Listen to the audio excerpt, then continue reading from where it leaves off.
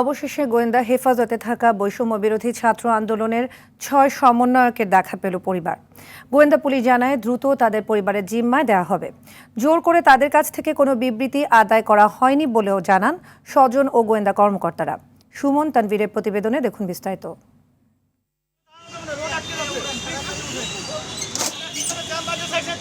গোয়েন্দা হেফাজতে থাকা বৈষম্য বিরোধী ছাত্র আন্দোলনের সমন্বয়কদের সঙ্গে সাক্ষাৎ করতে এসে এভাবেই গতকাল বিকালে বাধার মুখে পড়েন স্বজনরা।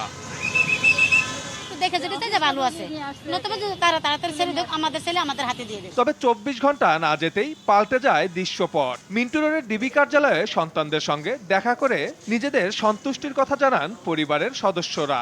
অনেক কিছু জিজ্ঞাসা করছে, বললো সবকিছু পজিটিভ, কোনো ধরনের কোনো এদের সাথে রাফ বিহেভ করা হয় নাই। আমি এখানে আসার পরে আমি স্বস্তি পেয়েছি। ইনশাল্লাহ আমার মেয়ে যথেষ্ট ভালো আছে, সবাই ঠিক আছে। এবার সবার সঙ্গে মোটামুটি গার্জিয়ানদের সঙ্গে এবং তাদের সঙ্গেও কথা বলছি, খুব ভালো লাগছে। ভালো আছে, যথেষ্ট ভালো আছে, ওরা সুষ্ঠু স্বাভাবিক আছে।